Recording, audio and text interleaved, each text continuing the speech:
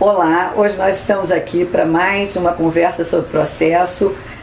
Contamos hoje com o ministro Luiz Felipe Salomão, ministro do STJ, e que vai discutir, conversar com a gente aqui sobre a sistemática dos recursos repetitivos. Ministro, tudo bem? Tudo bem, um prazer enorme estar aqui com vocês, participando desse inovador sistema de conversa sobre processo. Bom, então, ministro, começando nosso primeiro bloco hoje, nós queríamos falar um pouco sobre a PEC 209, e que fala, faz uma tentativa de regulamentar um pouco quais seriam os casos que chegariam ao STJ, está tentando ali encontrar um caminho para tentar mitigar esse problema grave que hoje o STJ tem de receber uma massa de processos absurdos, de ter julgado ano passado quase 400 mil recursos. E, por outro lado, a problemática da exclusão com essa seleção que ela vai tentar colocar de recursos que seja relevante, que não seja relevante para chegar ao seu tribunal, com isso excluir alguns julgamentos de alguns tribunais que têm até estatisticamente uma incidência de reforma em recursos especiais bastante grande. Quer dizer, como conciliar a questão do acesso à justiça e também a qualidade das decisões a serem tomadas. Como que a gente pode enfrentar esse paradoxo tremendo? Bem, para poder responder essa pergunta, para dar início ao nosso debate aqui, que como foi combinado antes, é bastante informal, é preciso a gente pensar um pouco no papel do próprio Superior do Tribunal de Justiça como um tribunal de superposição na nossa estrutura, que é uma estrutura praticamente única no mundo, de controle de constitucionalidade. Nós temos um modelo que nós seguimos, que é o modelo americano, em que você não tem ações diretas de controle de constitucionalidade, sobe quase tudo pelo recurso e por um sistema de filtro, que é o certiorário. E nós temos, por outro lado, um tribunal que é a imagem e a semelhança de outros que funcionam no sistema europeu, que é o de uma corte constitucional pura, com um tribunal que controla a legalidade do direito infraconstitucional. Então nós temos um misto, que foi um sistema a partir da Constituição de 88, criado justamente para resolver o problema do Supremo Tribunal Federal, que se denominava naquela época crise da Suprema Corte, ou crise do recurso extraordinário, que era avassalador no número de processos para a Suprema Corte. Tanto não resolveu que, posteriormente, o Supremo voltou a discutir a questão do filtro para o recurso extraordinário e criou a relevância, a repercussão geral para o Supremo Tribunal Federal. Então, nós temos um sistema único no mundo, que é esse de um tribunal que é o guardião do direito federal, conjuntamente com a Suprema Corte, que também julga em grau de recurso as matérias que o próprio STJ aprecia, e ainda por cima tem o papel de corte constitucional. É um sistema bastante diferente. Com isso, é larga a porta para chegar em ambos os tribunais. Nós estamos completamos um ano de novo CPC, que tentou dar uma guinada nessa história, criando um sistema de precedentes que seja otimizado para que os tribunais não julguem causas repetidas, especialmente os tribunais superiores e o próprio Supremo Tribunal Federal. Todo o sistema foi engendrado, bolado, para justamente compartilhar filtros com eficiência e eficácia no momento da decisão, especialmente das causas ou de teses que se repetem. Então, feita essa brevíssima introdução sobre o papel, o sistema, o nosso sistema de controle de constitucionalidade, que reflete para esse ponto que você me pergunta, que são filtros para a subida dos recursos extraordinário e especial, o do Supremo está funcionando e tem alguns pontos que eles precisam consertar. como vem se debatendo na doutrina, e o próprio Supremo tem demonstrado a necessidade de aprimoramento desse sistema. Diminuiu brutalmente o número de processos de recursos extraordinários que sobem ao Supremo. Basta pegar a estatística a partir da implantação da repercussão geral, mas está voltando a subir, justamente porque não há um prazo específico para o julgamento das demandas em que se atribui a repercussão geral, também pelo fato de que tanto a decisão que reconhece a repercussão como a que nega também gera vinculação. Então isso também é um ponto de estrangulamento do sistema hoje funcionando para o Supremo Tribunal Federal. No caso do STJ, por simetria, essa ideia do filtro para o julgamento do recurso especial sempre foi discutida, já há muito tempo se discute isso. Tanto que na reforma constitucional, na emenda 45, havia lá a previsão tanto do filtro quanto da súmula impeditiva de recurso para o STJ. Acabou não vingando. E volta e meia essa tese vem sendo discutida. Nós já estamos chegando num ponto, para o tribunal, de absoluto colapso, porque no caso do direito privado, que é a minha seção, a segunda seção, o tempo que se utiliza para julgar as questões repetidas, tanto do juiz do STJ, como da sua assessoria, como de todo mundo, se toma um tempo precioso para fazer repetição, formulário, e não um aprofundamento de causas realmente centrais para funcionar o STJ como o verdadeiro guardião do direito federal. Então isso já vem sendo trabalhado há muito tempo.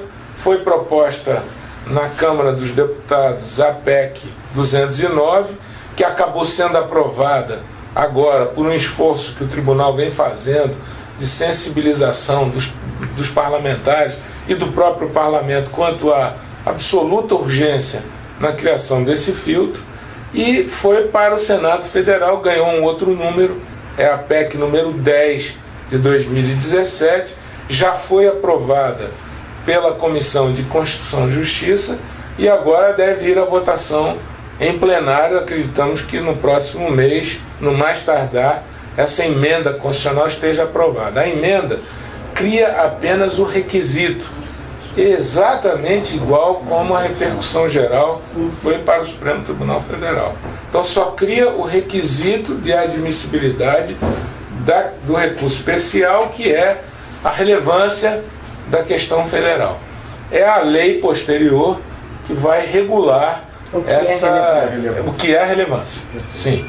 Então, nesse ponto, claro que a sua preocupação, Márcia, e a dos colegas todos, e a da classe jurídica em geral, e aliás, por que não dizer da própria cidadania, é não fechar demais essa porta, porque o tribunal, ele exerce um papel, como foi dito aqui, central na nossa democracia, porque são N tribunais interpretando a mesma lei federal, num país que tem forte legislação federal, a autonomia dos estados para nós é pequena, no caso brasileiro.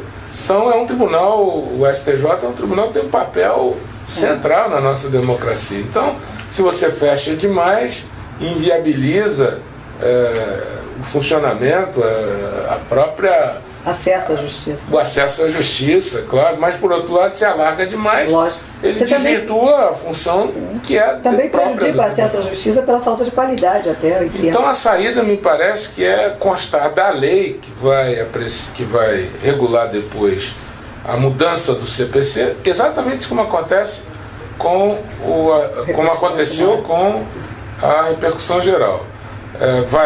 A lei vai modificar o CPC posterior, se aprovado pelo Senado a PEC 10 de 2017, vem uma lei posterior que vai regulamentar essa disposição.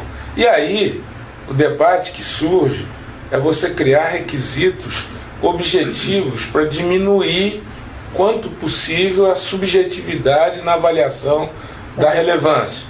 Então, por exemplo, não tem cabimento o STJ ficar julgando causas que seriam de competência do juizado especial, cujo valor é o mesmo do juizado especial. Isso é absolutamente impensável.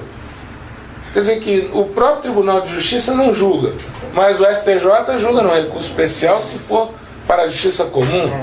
Então, você tem condição de limitar valores. Não digo o próprio teto do juizado, mas você tem como colocar 200 salários mínimos, que seria um patamar razoável para mim.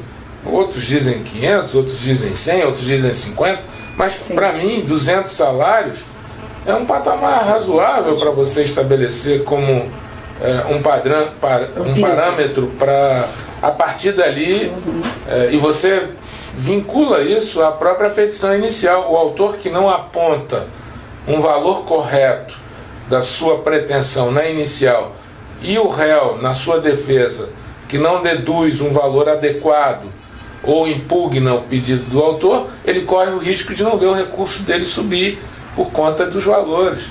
Também a questão de matéria. Você pode estabelecer presunção de relevância para algumas matérias. Algumas matérias que digam respeito, por exemplo, a questão no caso do direito público, da impugnação administrativa, da improbidade administrativa. Você pode estabelecer relevância para matérias no campo do direito privado que são realmente centrais, como é o caso da filiação, como é o caso de alimentos, como é o caso de algumas outras matérias. Você pode estabelecer também para a questão criminal alguns aspectos de causas que possam subir, como todas aquelas que impliquem reclusão, como todas aquelas que impliquem perda da função pública. Então tem mecanismos que você pode estabelecer diferente do que acontece com o Supremo, que ele preferiu optar só, no caso do Supremo, da repercussão geral, para alguns critérios de súmula, de vinculação à súmula, de vinculação à jurisprudência dominante. No caso do STJ, você já pode estabelecer previamente quais são as causas que têm relevância presumida.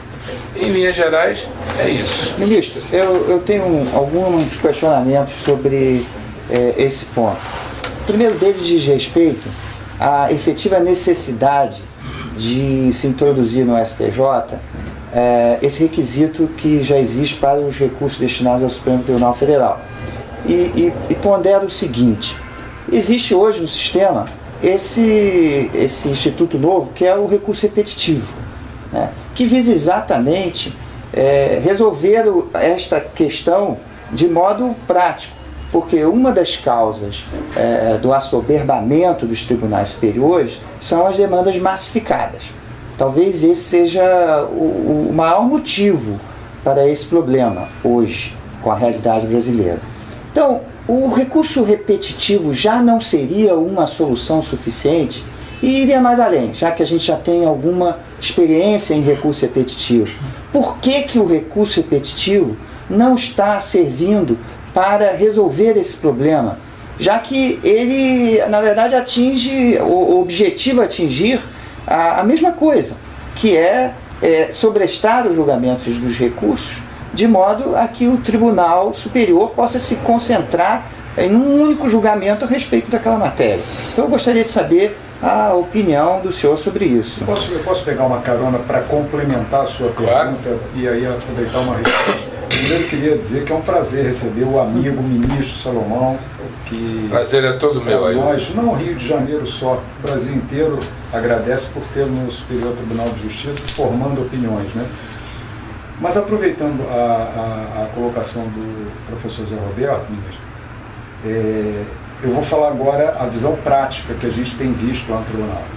Porque ontem até foi alvo de uma brincadeira que a gente fala que o Código de Processo Civil já tem um ano no mundo jurídico, é muito pouco, né? O Código de Processo Civil ainda está sendo muito amadurecido, está começando a crescer, né? Ele ainda é, como eu costumo brincar, né? Ele é um recém-nascido ainda, né? E mais uma vez o papel do STJ vai ser central nisso aí, que vai ser o intérprete final do próprio novo CPC, né?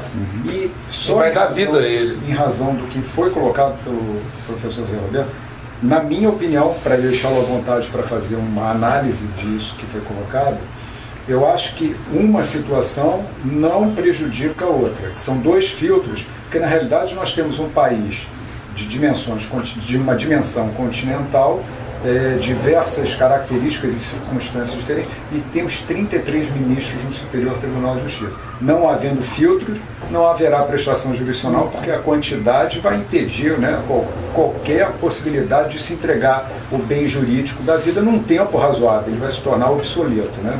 Mas o que eu tenho notado aqui, na prática, é que agora é que estão começando a desafetar os recursos repetitivos.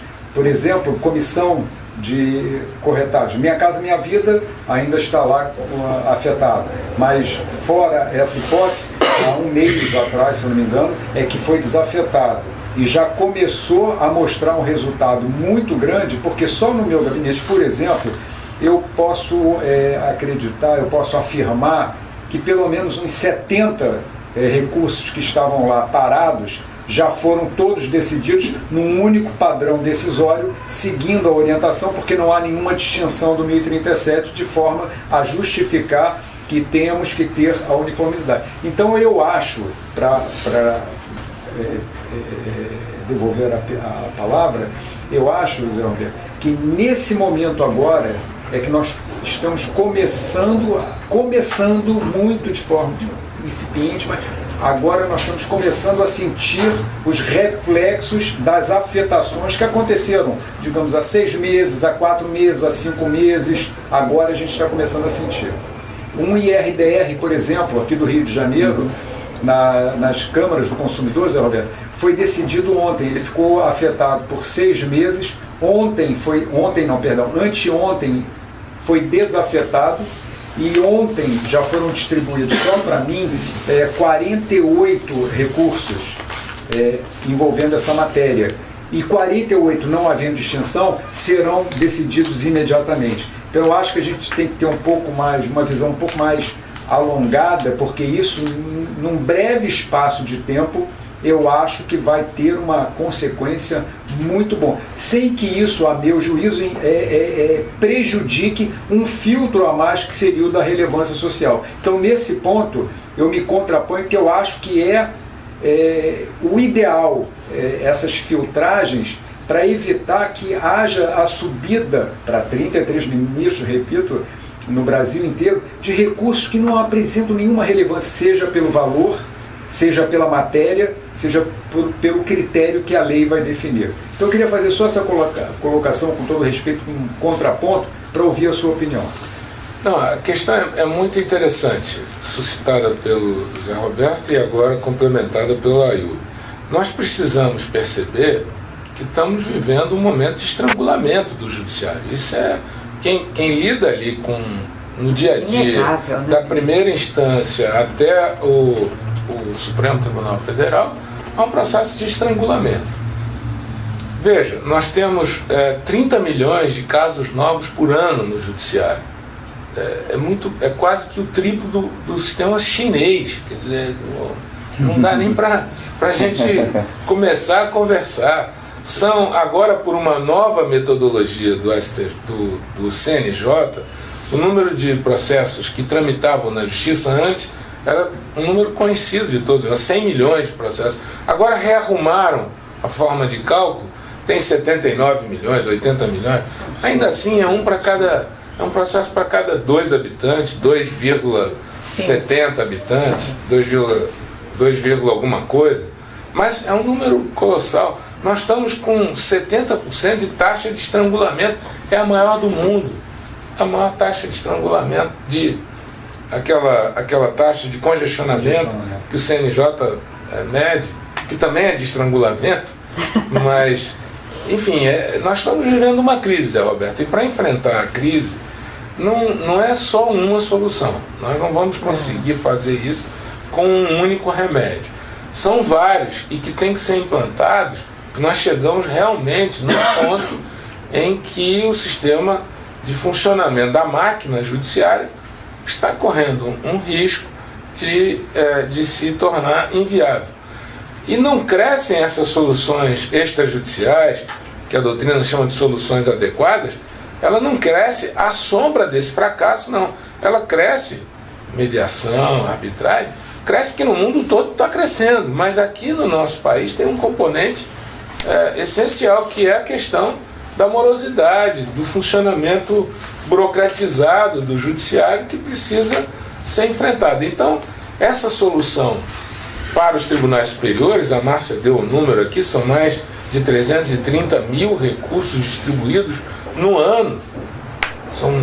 É um país que tem 100 milhões de advogados, perdão, 1 milhão de advogados, mais de 1 milhão de advogados. Quer dizer, então, nós temos um sistema que precisa ser enfrentado, um problema seríssimo. No caso do STJ, fazendo o recorte para o STJ, são mais de 330 mil recursos ano. Então, é preciso debelar essa crise. Nós estamos acompanhando o funcionamento do recurso especial repetitivo. Ele tem surtido muito efeito. Talvez a segunda sessão, quando eu presidia, foi a primeira a criar um núcleo, e até agora é a única, ela tem um núcleo especial de acompanhamento da distribuição e do próprio sistema de recurso repetitivo dentro do tribunal. Objetivamente, para a gente concluir essa parte, o que funciona hoje para o recurso especial no STJ, no caso da segunda sessão, ele equivale, com o funcionamento do repetitivo, com a otimização do repetitivo, ele equivale ao funcionamento de mais um gabinete. Nós tínhamos no STJ, se pegar a estatística, uma média de distribuição por mês para cada ministro. Nós tínhamos na primeira sessão em torno de 1.000, 1.100, e na segunda sessão nós tínhamos uma média de distribuição em torno de 1.200, 1.300. Portanto, tínhamos mais do que na primeira sessão. Agora, com a utilização do repetitivo e depois que passamos a implantar esse núcleo de acompanhamento, o nosso número caiu para aproximadamente 800 a 900 mês. Que ainda é alto. E o número da primeira sessão continua para 1.300, está crescendo. Então, acompanhar o funcionamento do repetitivo está surtindo efeito, sim. Ele está começando a ter resultados, sim, Ailton. Agora, não basta. São duas atividades distintas. Um funciona para evitar repetição indevida e dispersão até da jurisprudência. O outro é um filtro para que o próprio recurso especial tenha e cumpra a sua finalidade. Eu tenho uma pergunta ainda nessa linha, mas eu acho que o nosso tempo desse bloco está terminando. A gente faz que seria no sentido de essa repercussão geral acabar por dar poderes absolutos para tribunais de pequenas causas, né? Já que, se não ficar sujeito a um tribunal que posteriormente possa uniformizar a jurisprudência, esses tribunais podem ser rebeldes e acabar criando uma jurisprudência para... Mas a gente pode voltar a esse assunto no próximo bloco. Quando foi implantada a repercussão para o Supremo, todos esses temas, se pegar nos debates do parlamento, foram debatidos. Agora, você tem como tentar regular isso, né? Regular esse filtro, abrir, fechar um pouco mais, para que também não fique a advocacia, a cidadania, a ver navios numa situação de teratologia, por exemplo, numa situação em que não está ali previsto dentro do rol. Você pode colocar na lei uma cláusula em que o tribunal conheça da questão quando há situações excepcionais. Então, Zé Roberto, o importante é não perder de vista que desse jeito não dá para continuar. Ele se desvirtua como tribunal de superposição, como guardião da lei federal. No meu juízo, precisa ser feita alguma coisa. Então, vamos dar um intervalo e voltamos lá no próximo bloco.